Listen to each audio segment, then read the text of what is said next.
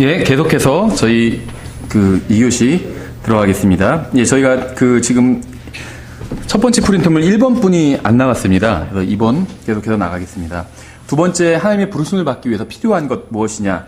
자신의 영광이 아닌 하나님의 영광을 위해서 살고자 하는 마음입니다. 그렇죠? 그러니까 신실함에 달려 있어요. 은사에 달려 있는 것이 아니라 사역자로 부름받기 위해선.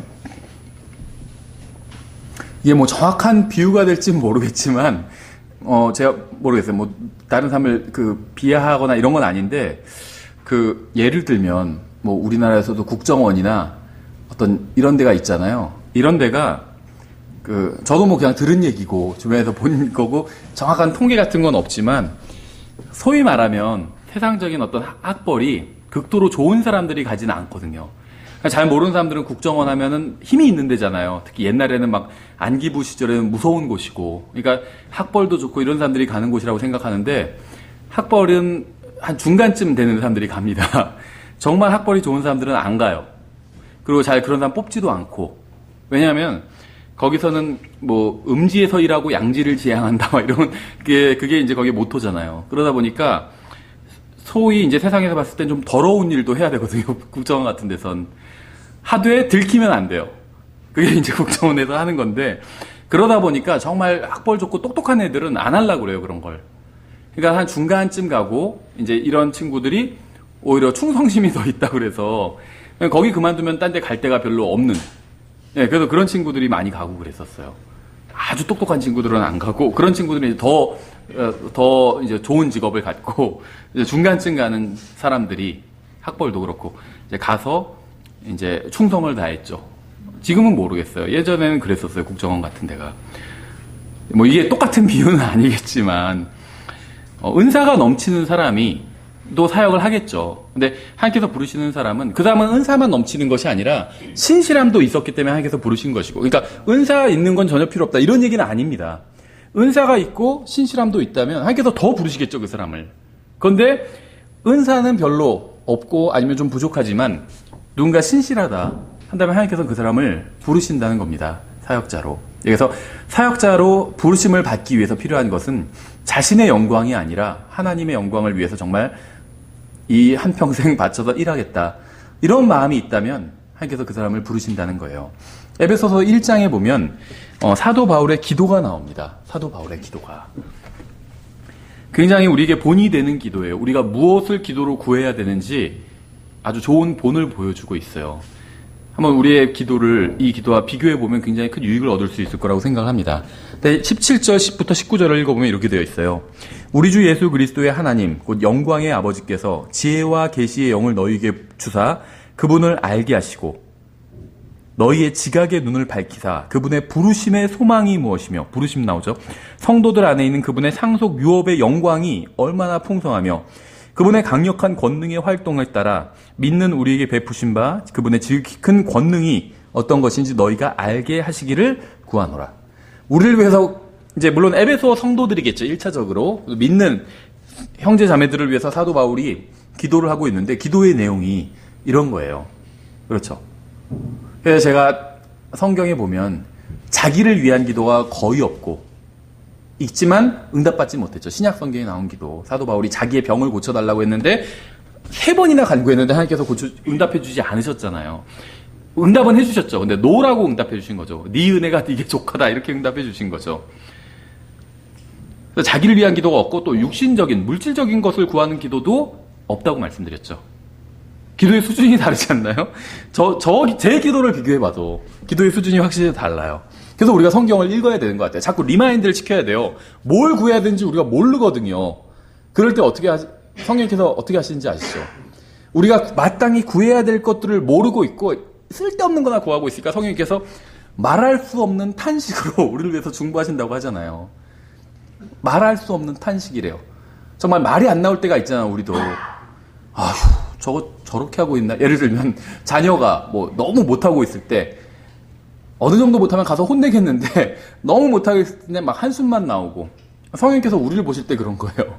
쓸데없는 거나 구하고 쓸데없는 거에 막 정신 팔려서 막 미친 듯이 뛰고 있고 하니까 성령께서 말할 수 없는 탄식으로 우리를 위해서 기도해주고 계신 거예요. 이런 내용을 구해야 되는데 사도 바울이 이렇게 기도해야 된다고 지금 본을 보여주고 있는 겁니다.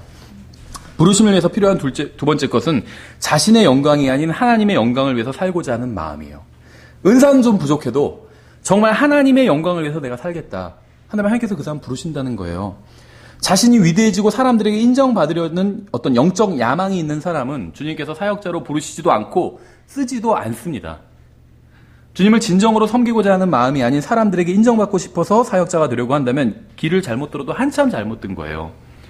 아무리 설교를 잘한다고 해도 사실 알아주는 사람 별로 없어요. 그렇지 않나요?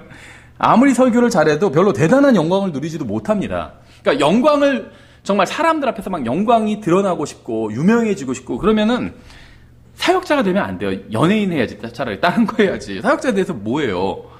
아무리 생각해보세요. 독립춘역에서 아무리 설교를 잘해도 몇 명이나 알아주겠어요. 그게 뭐가 또 그렇게 대단한 영광이고 길을 잘못 들었다는 거예요. 그러니까 영광을 원하는 사람은 이 길로 사역자의 길로 들어서면 안 된다는 겁니다. 사람들에게 인정받고 싶고 높임받고 싶으면 사역이 아닌 다른 걸 하면 돼요. 다른 일을. 하지만 자신의 인생을 통해서 하나님께서 영광을 받으시고 하나님께서 영광을 나로 인해서 하나님께서 영광을 받으셨으면 좋겠다.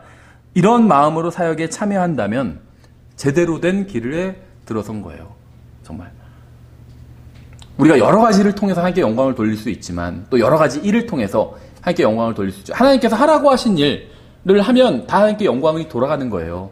그게 내 일상적인 일이라 할지라도 하나님께서 하라고 하신 걸 내가 한다면 예를 들면 자녀들을 잘 양육하고 보호하고 아내를 사랑하고 남편에게 순종하고 이거는 일상적인 일들이죠. 근데 이런 것들을 잘한다면 하나님께 영광을 돌리는 거예요. 그런데 정말 하나님을 위한 특별한 사역에 더 뛰어든다면 그건 하나님께 더 영광을 돌리는 일이 되겠죠. 그래서 정말 내가 다른 건 다 중요하지 않고 하나님께 영광을 돌리고 싶다 이런 동기로 마음을 갖고 있고 또 사역을 하려고 한다면 하나님께서 그 사람을 부르신다는 겁니다.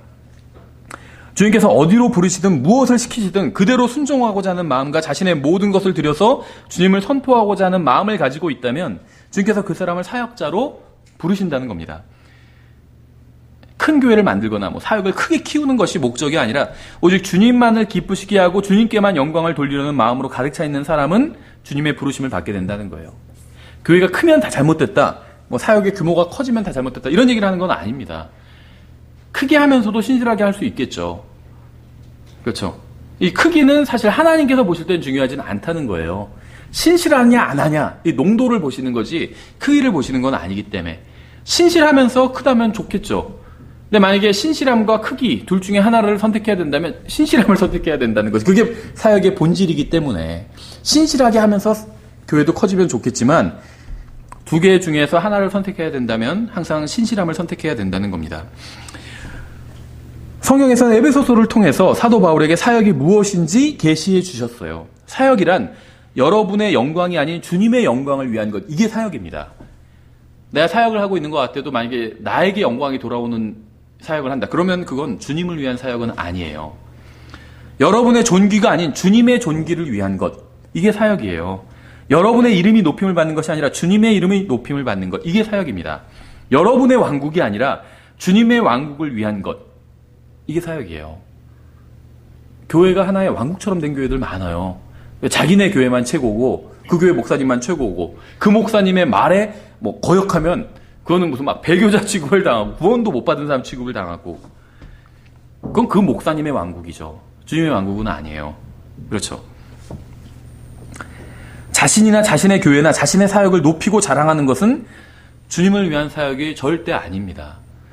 그런 목사님 본 적이 있어요. 자기 교회 자랑하고 자기 교회가 얼마나 위대한 일을 했는지 그런 거 자랑해요. 우리 교회는 1년에 10만 명에게 복음을 전했습니다. 이런 교회가 대한민국에 있기는 하겠습니까? 이런 자랑해요. 그렇죠. 자기네 교회 성도들 자랑하고 와, 우리 교회는 신실한 분들 너무 많습니다. 이대로 다 가도 다 상급 받을 수 있어요. 진짜 이렇게 얘기하고 여러분 대단한 분들이에요. 이렇게 설교하고 자부심을 가지십시오 하면서 다른 교회 성도들은 유치원생이에요. 여러분에 비하면 여러분은 대학원생입니다. 자부심을 가지십시오. 이렇게 설교하는 분도 봤어요. 못할 것 같아요. 낯간지러워서 저 같으면. 실제 아니고 그렇죠. 안타깝게도 제 책임이 크겠지만 우리 교회 성도들의 수준이 높은 게 절대 아니거든요. 나아가야 될 길이 멀어요. 설사 다른 교회 성도들보다 수준이 높다고 해서 그게 또 무슨 의미가 있겠어요? 주님과 비교해야지. 그리스도의 심판석에서 제가 쟤보다 그래도 열심히 했거든요. 이거는 아무런 소용이 없어요.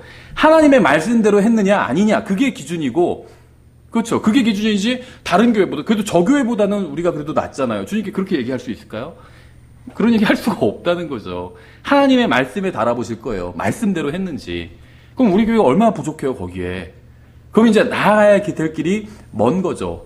다른 사람 신경 쓸 게 없어요. 그냥 우리에게 주신 말씀에 따라서 계속 그것만 보고 갈아야 돼요. 그래도 빠듯해요. 가기가 멀어요. 그런데 무슨 잘난 체를 할 수 있는 것도 아니고 할 수도 없다는 거죠. 할 필요도 없고.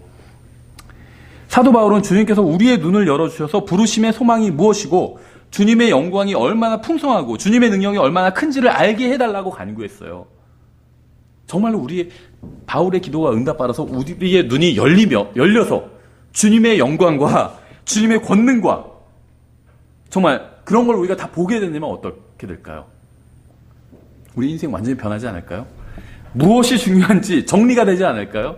우선순위가 바뀌겠죠. 예를 들면 사도 바울은 셋째 하늘에 진짜 올라가서 봤잖아요. 근데 우리가 지금 올라가서 볼 수는 없죠.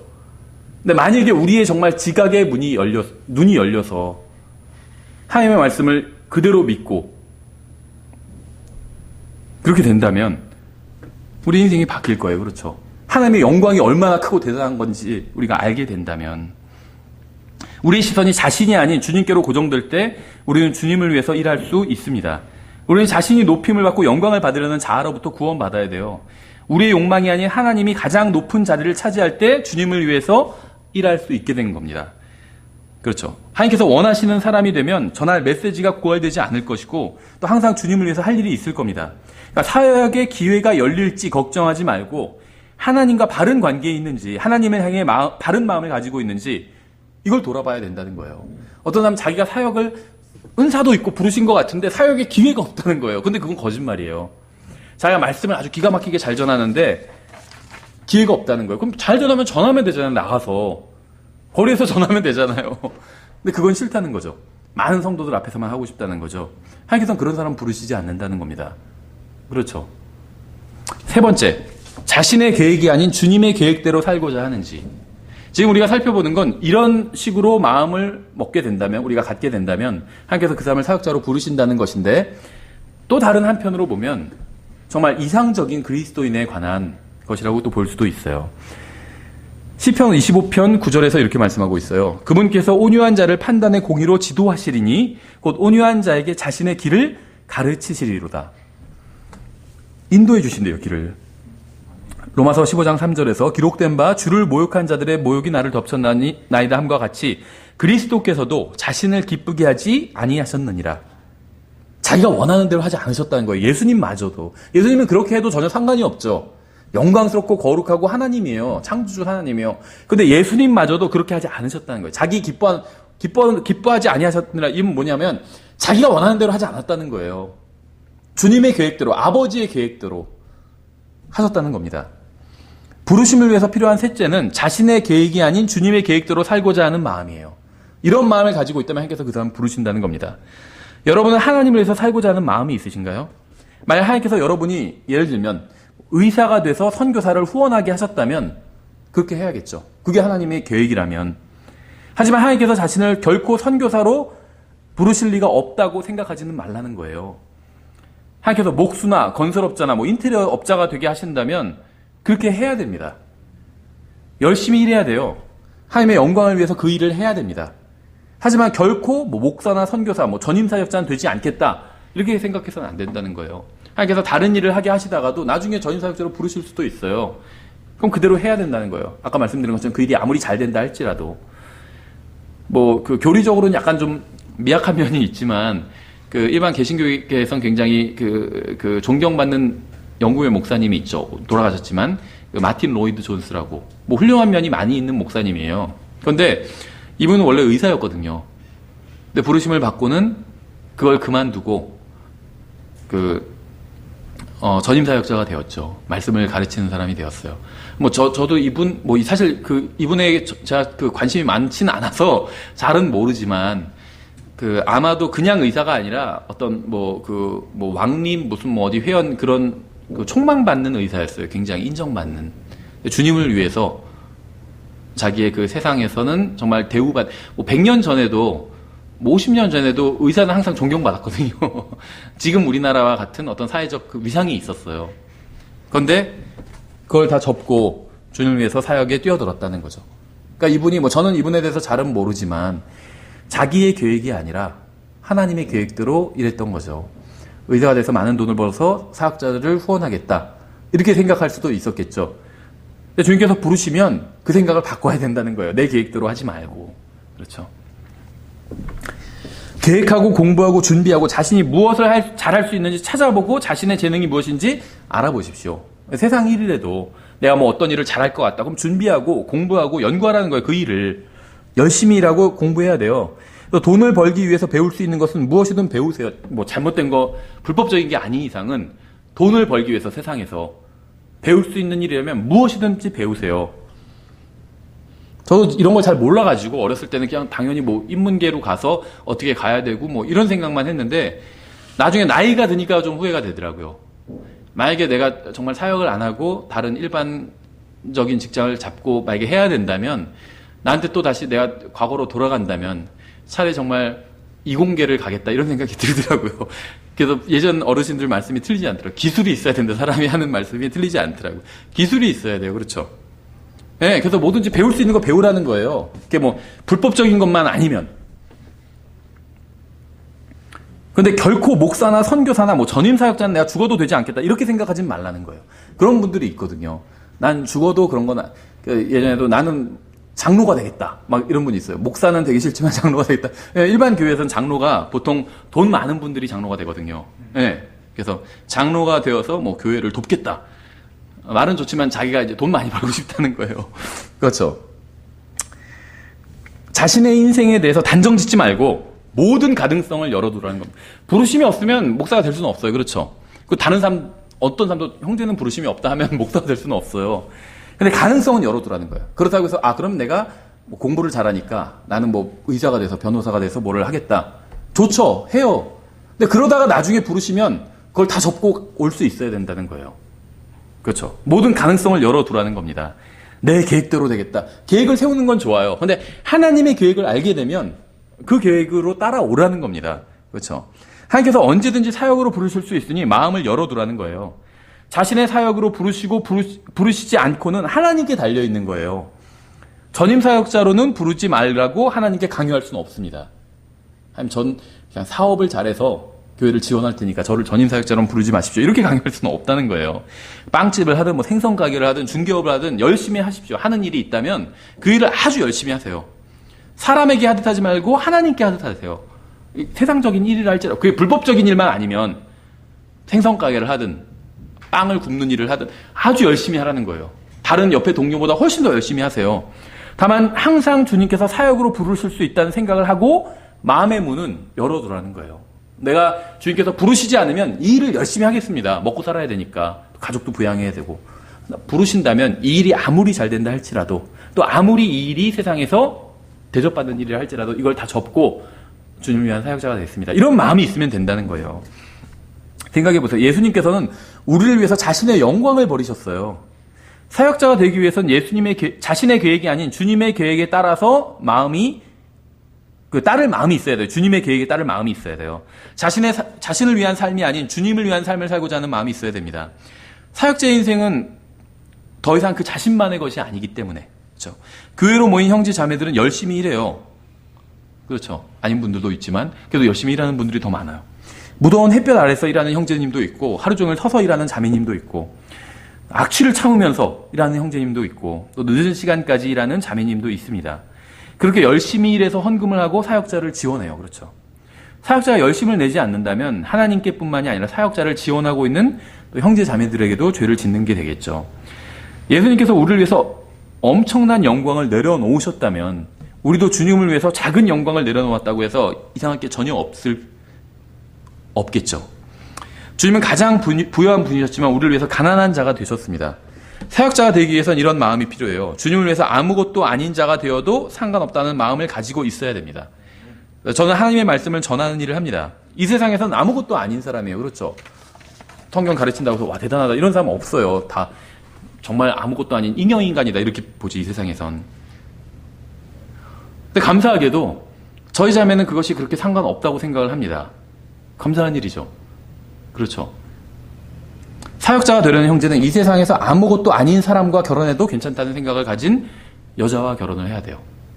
이 세상에서 대단히 인정받지 못해도 괜찮다. 이런 여자와 결혼을 해야지 사역을 할 수가 있겠죠. 그렇죠. 네 번째, 작은 일을 할 때도 최선을 다하고자 하는 마음이 있어야 됩니다. 누가복음 19장 17절이죠. 그가 그에게 이르되 잘하였도다 선한 종아 내가 매우 작은 일에 신실하였은즉, 그러니까 사역은 신실함의 문제예요. 그렇죠.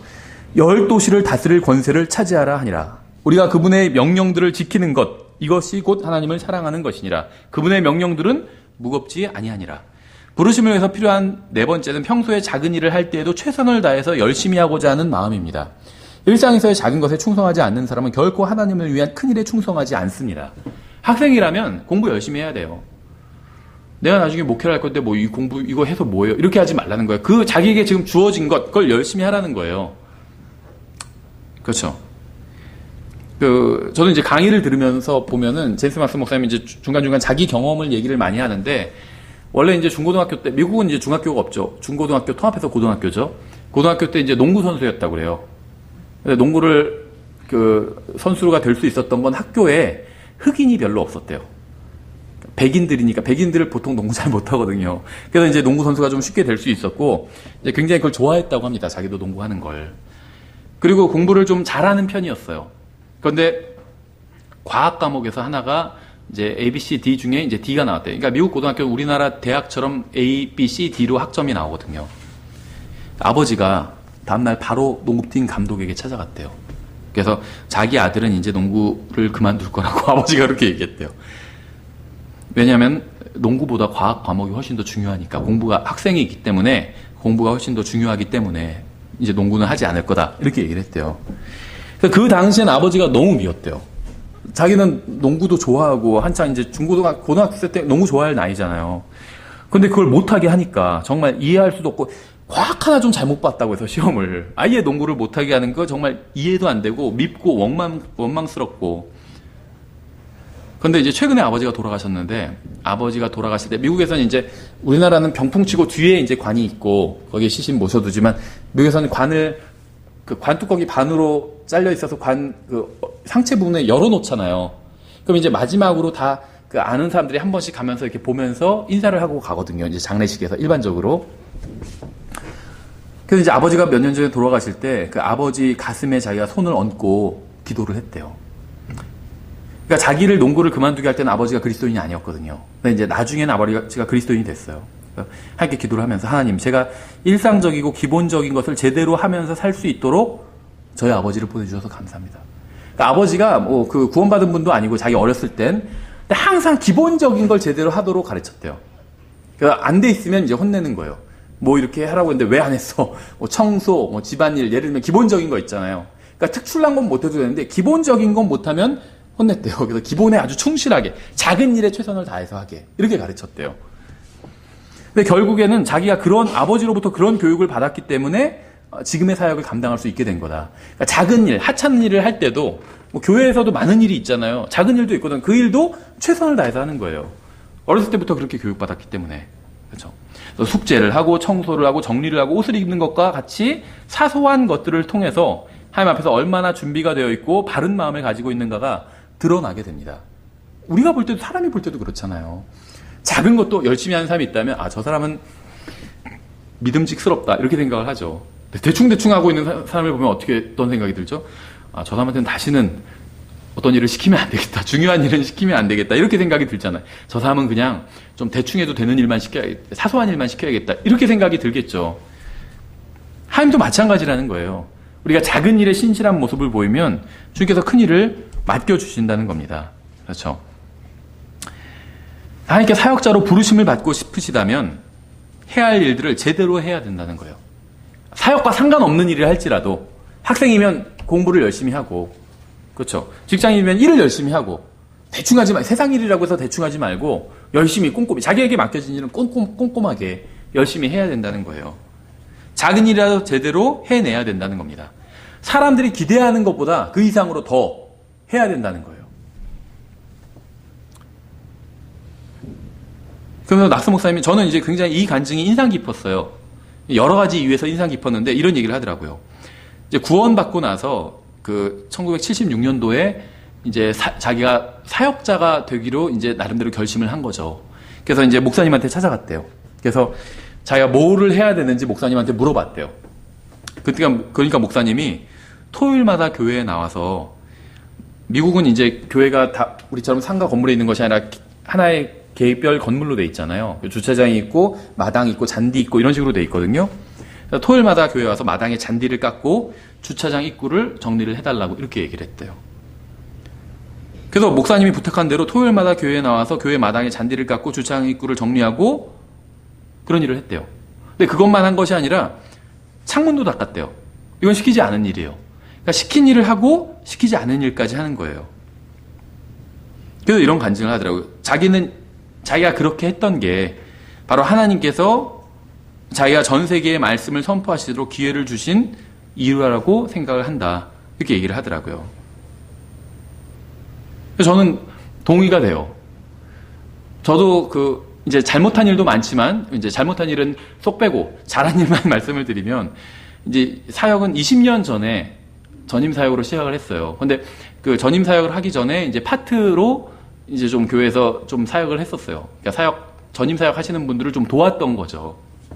근데 이렇게 도울 때, 이제 뭐 내가 해야 될 일이 뭐가 있냐 이렇게 물어보면 이제 뭐를 해줬으면 좋겠다 이렇게 얘기를 해요. 그러니까 이제 그때는 봉사를 하러 온 거죠. 대학생이었으니까 시간이 남으니까 좀 학교 끝나고 교회 와서 이제 봉사를 좀 했었어요. 동아리 활동하는 것처럼.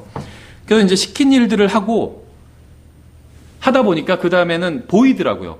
아, 이런 일도 필요한데 저런 거는 안 시키는 일들이 있었고 안 시키는 일도 했어요. 다. 그렇게 하다 보니까 나중에는 이제 교회 이제 목사는 아니었지만 교회 직원으로서 전임 사역자가 필요했어요. 그때 이제 같이 사역을 하자고 제안을 하시더라고요, 목사님이. 그래서 이제 처음 교회에서 이제 전임 풀타임 사역자가 된 거죠. 출근을 하고 저한테 맡겨진 일은 이제 교회 신학원이 있었어요. 근데 이제 신학원을 졸업을 했었어요, 그때. 그래서 신학원에서 이제 수업을 맡아서 가르치고 그 다음에는 번역을 하는 일이었어요. 그래서 이제 저에게 맡겨진 일을 했습니다. 그런데 교회에서 그 교회는 이제 규모가 그래도 좀 되는 교회였었어요. 그래서 문서사역도 크게 하고 지금 우리보다는 훨씬 크게 하고 이랬었어요. 그래서 문서사역 담당자가 문서사역 관련된 직원이 한 5명 정도 있었는데 이제 영업하는 직원도 한 명이 있었어요. 그래서 그 영업하시는 분이 이제 전국을 돌아다니면서 한 기독교 서점 200군데 정도를 이제 영업을 하고 책 관리를 하고 이런 일을 했었어요. 근데 이제 그분이 책 관리하는 일을 했죠. 책을 만드는 건 이제 문서사역 팀이 하고 도서 관리하는 일을 주로 했었죠. 배송하고 그다음에 뭐 책 들어오면 입고하고 책 정리하고 이런 일을 했는데 혼자서 이제 200군데 서점을 관리하다 보니까 출장도 자주 가고 지방에 일주일 동안 돌아다니면서 막 자고 하면서 서점들 다 돌아다니느라고. 그러니까 이제 교회에 있는 책들을 그분이 정리하는 일을 했었는데 그거를 못할 때가 많아서 제가 했어요. 그냥 시키는 사람은 없지만. 왜냐면 이제 내가 할 일은 하고 이제 업무가 끝난 시간에 그래서 교회가 집이랑 가까웠는데 뭐 6시에 업무는 끝나는데 뭐 10시까지 11시까지 막 일한 적이 많이 있었어요. 나에게 시키지 않은 일이지만 그 이상을 그냥 했던 거죠. 제가 봤을 때 하나님께서 물론 잘못한 것도 많아요. 이건 잘한 일이고 잘못한 것도 많지만 잘못한 건 나중에 얘기하기로 하고 그래서 하나님께서 사역자로 물으신 것 같아요. 저도 이 제임스 랑스 목사님의 이 간증을 들어보니까 저도 이런 부분에 있어서 비슷한 점이 있더라고요. 나한테 항상 시킨 일보다는 더 했어요. 항상 뭐 내가 이렇게 해서 어떻게 돼야지 이런 생각을 하고 한 게 아니라 그냥 눈에 보이고 그냥 해야겠다. 정말 이 사역이 잘 됐으면 좋겠다라는 마음으로 그냥 그렇게 했다는 거죠. 그래서 여러분의 자녀가 사역자가 되기를 원하신다면 일상적인 작은 일부터 충실하게 해야 한다는 걸 가르쳐야 됩니다. 이거는 사실 사역자가 되지 않아도 일반 다른 직장을 가져도 굉장히 중요한 일이에요.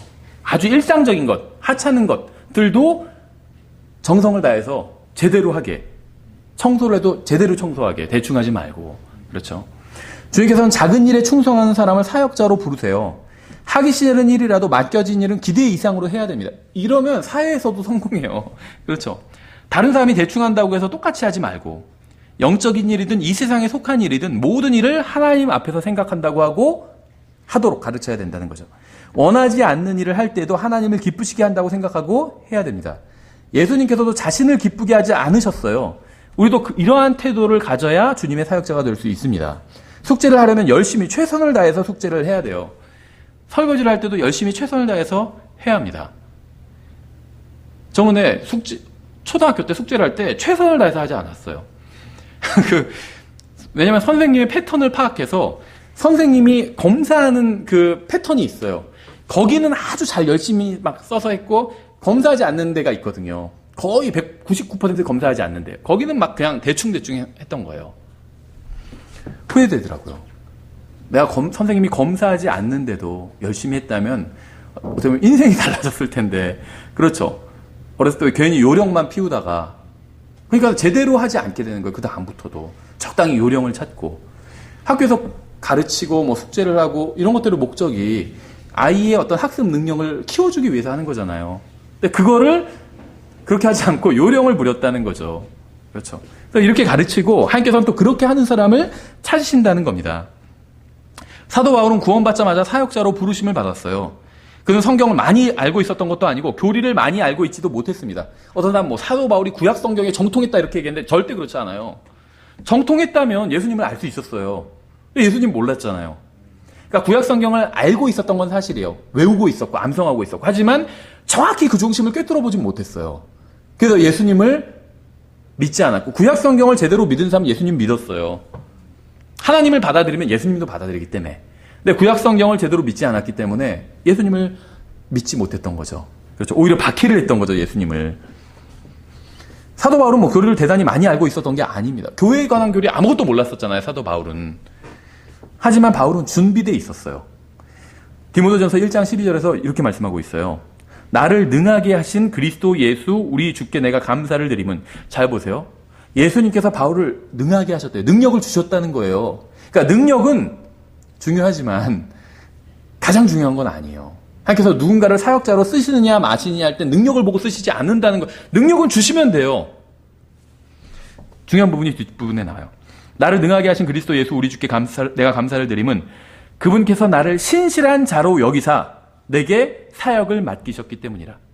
신실한 자라고 주님께서 여기시잖아요. 그럼 누구를 신실한 자로 여기실까요? 신실한 사람을 신실한 자로 여기세요. 그렇죠. 콩 심으면 돼 콩 나고 팥 심으면 돼 팥 나는 거잖아요. 신실한 사람을 주님께서는 신실한 사람을 여기세요.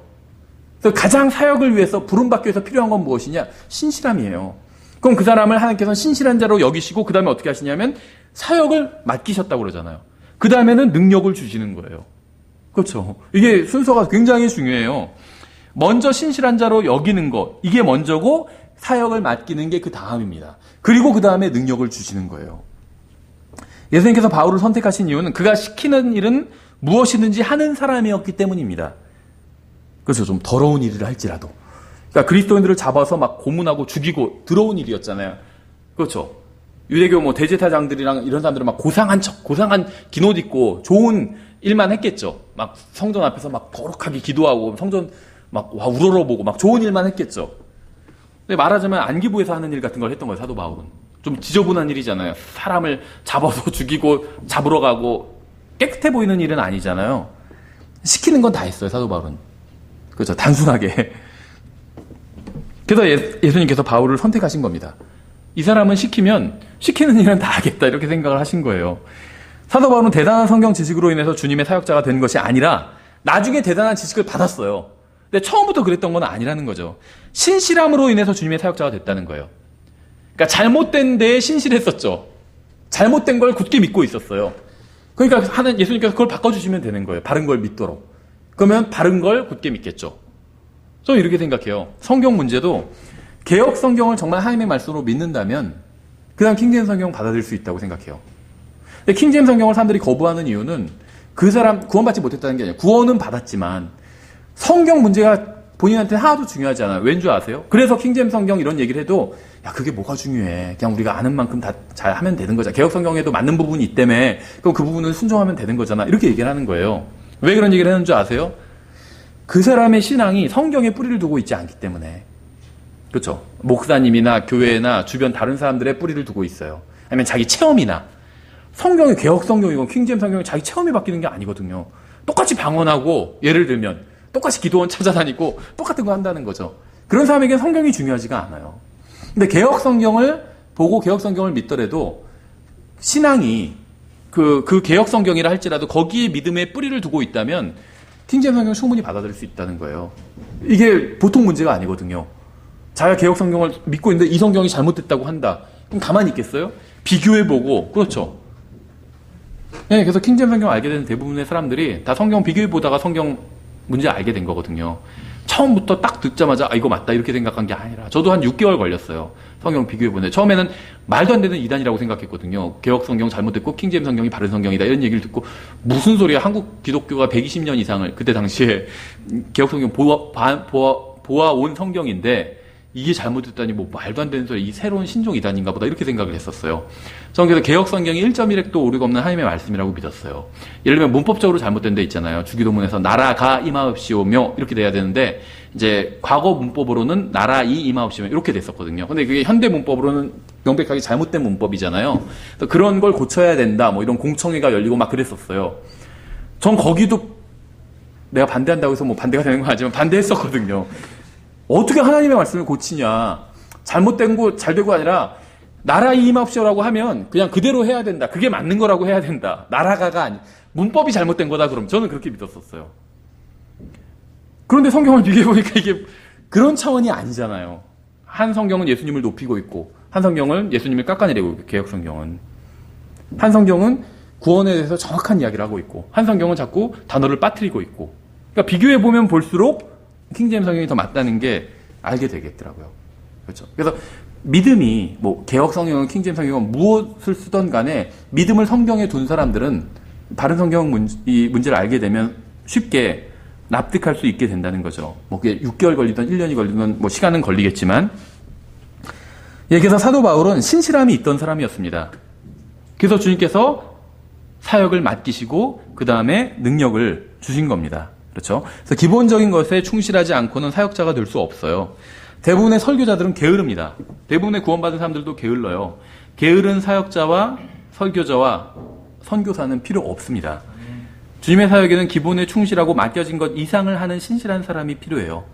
자신이 맡은 일은 크든 작든 열심히 하는 사람, 이런 사람을 하나님께서는 사역자로 부르신다는, 그게 뭐 교회 일이든 세상 일이든 상관없어요. 세상에서 먹고 살기 위해서 죄를 짓는 불법적인 일이면 안 되겠죠. 뭐 도둑질을 아주 열심히 한다 이런 건 안 되겠지만 그게 아니라 일반적인 일이라면 그걸 열심히 할 필요가 있다는 거예요. 그래야 하나님께서는 그 사람을 사역자로 부르시기 때문에. 5번째, 하나님의 뜻에 순종하고자 하는 마음이 있느냐, 이것이 하나의 기준이 된다는 겁니다. 요한복음 7장 17절에서 어떤 사람이 그분의 뜻을 행하려 하면 그 교리가 하나님에게서 왔는지 혹은 내가 스스로 말하는지 알리라, 이렇게 말씀하고 있죠. 부르심을 위해서 필요한 5번째는 하나님의 뜻에 순종하고자 하는 마음이에요. 주님의 뜻에 순종하려는 마음이 있어야 하나님의 말씀을 배울 수 있습니다. 여러분은 하나님의 뜻을 행하려고 하십니까? 그분의 말씀에 순종하고자 하는 마음이 있나요? 하나님께서 여러분의 마음을 보셨을 때 그 마음 속에 주님에 대한 순종하고자 하는 원함이 있다면 주님께서는 여러분을 뭐 지능 지수나 지적 수준과 상관없이 여러분의 자신의 말씀을 가르쳐 주실 거예요. 네, 목회자들 중에서 지적 수준이 좀 낮은 분들도 있어요. 근데 아까 말씀드린 것처럼 하나님께서 그 사람을 쓰신다는 거예요. 그럼 쓰시는 거예요. 은사나 지적 수준은 중요하지 않다는 거예요. 지능 지수가 좀 낮은 사람도 있어요. 저도 정확한 제 IQ는 모르지만 평균보다 살짝 아래가 아닐까 생각을 합니다. 2자릿수가 아닐까. 그래서 하나님께서 쓰실 수 있다는 거예요. 똑똑한 사람만 쓰신 거, 오히려 똑똑한 사람 안 쓰세요. 별로 없어요. 그렇지 않나요? 목사님들 중에 본인들은 뭐 똑똑하다고 생각하는 사람이 있을지 모르죠. 제가 봤을 땐 뭐 별로 없더라. 한두 명은 봤어요. 굉장히 똑똑한 사람들, 목사님 중에. 근데 대부분은 그렇지 않더라고요. 어떻게 보면 평균 이하예요. 저처럼. 저보단 높겠지만 어쨌든 간에 그런 것과 상관없이 하나님께서는 신실함이 있다면, 하나님의 뜻에 순종하고자 하는 마음이 있다면 그 사람에게 하나님의 말씀을 가르쳐 주실 거라는 겁니다. 사역자는 하나님의 말씀을 배우면 돼요, 하나님께로부터. 그러면 사역을 할 수 있는 거예요. 지능이 좀 낮아도 상관없어요. 지식이 딸려도 상관없어요.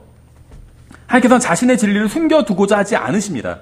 주님께서는 자신에게 순종하는 사람을 통해서 이 진리를 세상에 드러내기를 원하세요. 똑똑한 사람을 통해서가 아니라 자신에게 순종하는 사람을 통해서 이 진리를 드러내기를 원하신다는 거예요.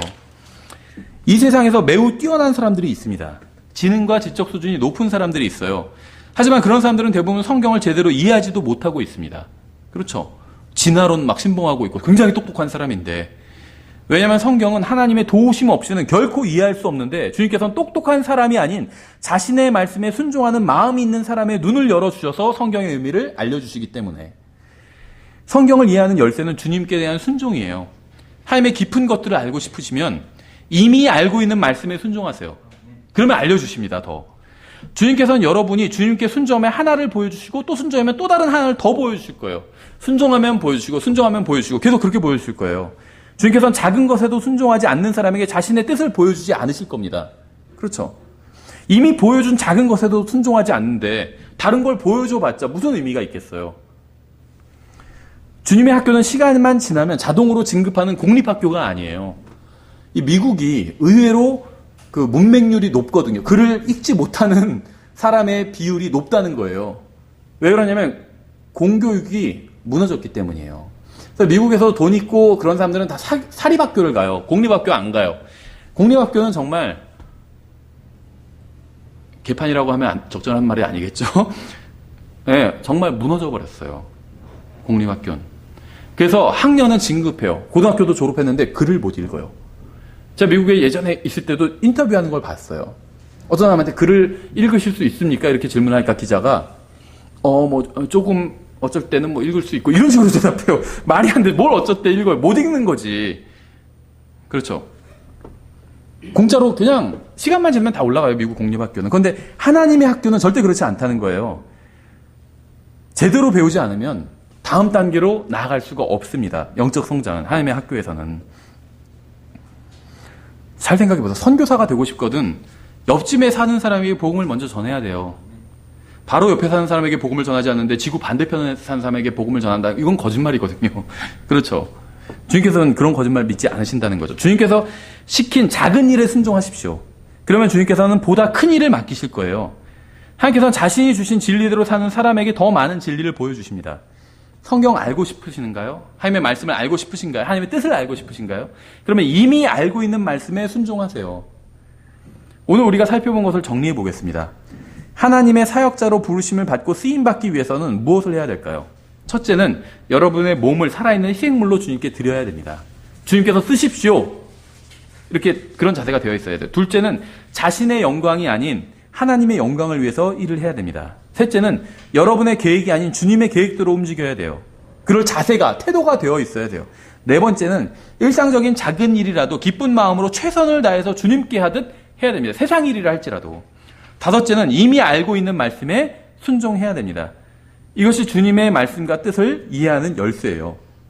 성경이 완성된 이후에 하나님의 부르심은 어떤 신비적이거나 초자연적인 방법을 통해서 이루어지지 않습니다. 이건 형제들만 해당되는 게 아니에요. 여기서 부르심이란 건 그러니까 목사나 선교사가 1차적이겠지만 뭐 복음전도자 이런 게 1차적이겠지만 이제 이런 거는 주로 은사를 동반한 것이고 전임 사역자들이 있어요. 전임 사역자들. 교회에서 또 일하는. 그렇죠. 그런 사람들이 또 필요하고 아니면 전임 사역을 하진 않지만 교회에서 뭐 주일학교에서 섬기든지 어떤 형태로든 공적인 교회 사역에 가담하는 사람들이 있습니다. 자매들 중에서도 있고 이거는 자매들도 해야 되고 그런 일들은 그런 모든 사람들에게 해당되는 이야기입니다. 근데 그런 일을 부르실 때도 신비적인 거나 초자연적인 방법으로 부르지 않으신다는 거예요. 주님께서는 주님의 사역으로 부르심을 받기를 원하는 사람을 부르십니다. 원한다는 건 뭐냐면 우리가 열거한 오늘 살펴본 이 5가지 것들을 한다는 거예요. 거기에 마음이 가 있고 이런 사람을 부르신다. 자기 똑똑한 사람을 부르시는 거예요. 은사가 있는 사람을 부르신 것이 아니라 자기 자신의 몸을 주님께 내어드린 사람을 주님께서 부르신다는 거예요. 하나님께 쓰임받기를 원하시는 사람을 하나님께서 쓰신다는 겁니다. 아무리 똑똑하고 은사가 넘쳐도 쓰임받기를 원하지 않으면 자기의 재능과 은사를 다 자기 먹고 사는데 이 세상에서 성공하고 잘 나가는데 쓰는 사람은 하나님께서 부르시지 않는다는 거예요. 우리 그런 경우가 있죠. 와, 저런 형제가 사역하면 좋겠다. 몇 명 있어요. 제가 알고 있는 형제들 중에서도. 똑똑한 형제들. 그렇죠. 굉장히 막 기억력도 좋고 집중력도 좋고, 어떤 형제는 제가 성경 한 5번에서 한 10번은 읽어야 이해할 수 있는 거 그 형제 한 번 읽으면 이해를 하더라고. 기억이 다 남아서. 하나님께서 똑똑한 삶을 쓰시는 건 아니라는 거죠. 쓰임 받기를 원하시는 삶을 쓴다는 거예요. 그러니까 부르심은 은사에 있지 않다는 겁니다. 신실함이 있어요. 하나님의 말씀을 믿는 믿음에 있어요. 하나님의 말씀대로 내가 내 삶을 주님께 내어드리겠습니다. 이런 사람을 하나님께서 쓰신다는 겁니다. 그러니까 여러분이 원하면 누구든 하나님께 쓰임받을 수 있다는 거예요. 여러분은 하나님께서 여러분을 부르시도록 준비할 수 있다는 겁니다. 준비한 사람 부르신다는 거예요. 하나님께서 여러분을 쓰시도록 준비할 수 있다는 거예요. 이런 준비는 지금 이 순간부터 시작될 수 있다는 겁니다. 그렇죠. 예, 그래서 다음 주에 계속 이어서 저희가 2과 나가고 또 3과 계속해서 나가도록 하겠습니다.